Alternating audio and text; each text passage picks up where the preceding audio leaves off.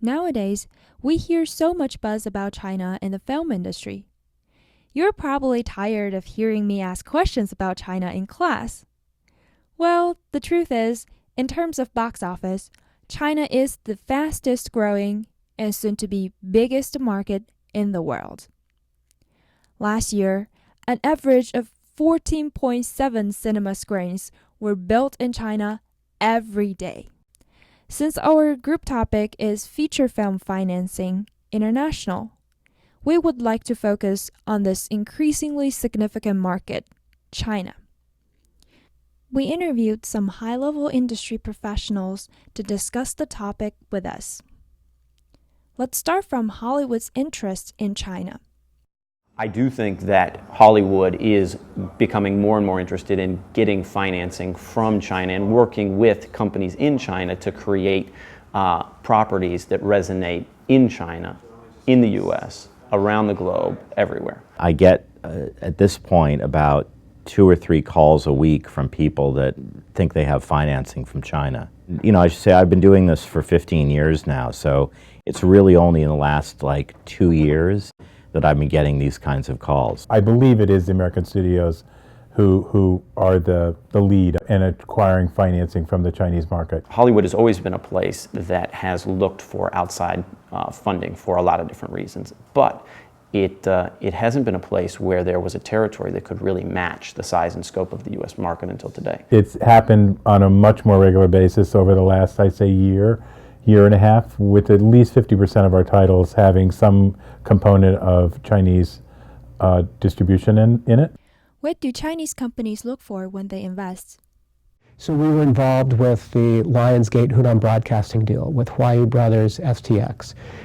We were there for LaVision in its investment in Legendary's movie The Great Wall.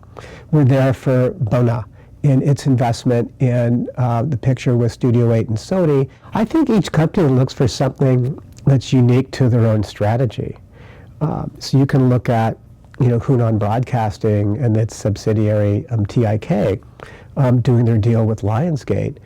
For them, they want to find ways to create a global reach for their own product. And it might be a project specific where they believe in that project. They might want to control the rights for that film in China, and to do so, they'll invest in more of the global exploitation. And also a way to diversify their business. I think what Chinese audiences, what Chinese companies are looking for is content that will really resonate with Chinese audiences. That has seemed to focus on larger, kind of bigger box office films. How is bank involved in the financing deals? When we work on these cross-border deals with the Chinese companies investing into the Western companies, we're approached by the Chinese companies. The reason why they come to us is that they know that we understand the Chinese model of the Chinese business, and that we also understand the Western model. The most common in Western style would be a project financing. Is fueled by pre-sales, tax credits, and something we call GAP, which is lending against territories that haven't been sold yet. The lending style in China is more of a corporate loan. Our big customers would be companies like Bona Film Group, Hunan Broadcasting, Huayu Brothers, Enlight, LaVision, and there's countless others that we work with as well. I hear a lot of people talk about the problems that they have doing deals with China. I think a lot of that is just a lot of miscommunication.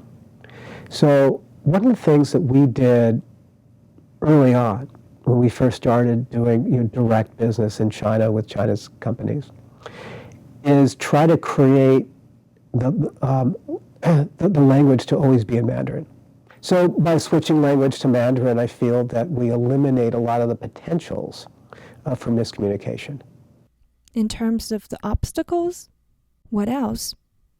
Personally, I think all censorship is just wrong. Censorship is definitely a consideration in terms of finding co-financing, finding people to invest in movies, getting movies released in China currently, and over time, hopefully we'll see those things relax and the marketplaces change. I would prefer that there was censorship in China, which did what we do here, which is, some things are not right for children, or alerting people of what the content is, but not taking it out for the entire market.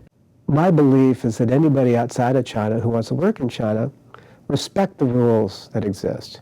You know what the rules are. If there's censorship, deal with it.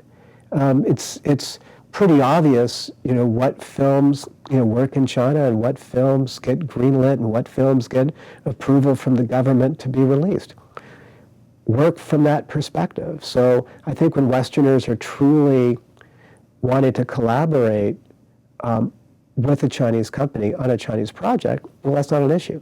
I think it's more of when you're taking something that you want to make because you want to make it, and you think that you can benefit yourself by, I'm going to go get a Chinese partner, and I'm going to force this project all the way through. That's when you get problems. What's the landscape of co-production and collaboration? The current landscape is that it really benefits both parties for a lot of different reasons.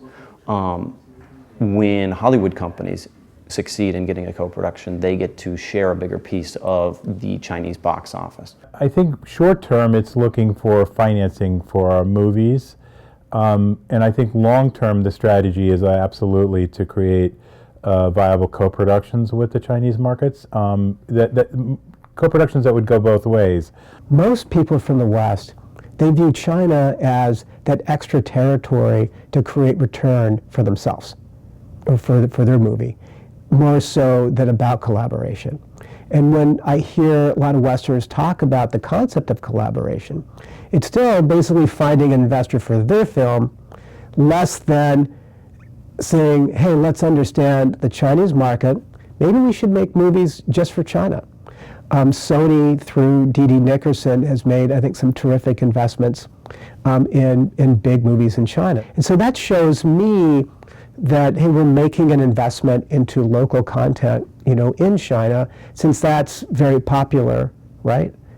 That shows collaboration, more so than, hey, just do my pictures. So when Sony then has Bona coming into that Billy Lynn's Long Halftime Walk, and then they can say, hey, we do this both ways. We have Chinese investors in our pictures, and we invest in Chinese pictures. And that's something that I like to see. I'm spending a lot of time right now focusing on digital content, new media, technology. I think that's a big future. So I want to make sure that I have the right people in place that we can also, tackle those areas as well. I think every studio would like to create a segment of their business that caters just to the Chinese market. And I think that's a very slow evolutionary step that's happening now. And obviously it will take cooperation from the Chinese allowing that migration to happen. And I'm sure the Chinese are a little bit leery of the West coming in and taking a slice of their business. But I don't know, who knows, we'll see. We hope you enjoyed our presentation. Thank you for watching.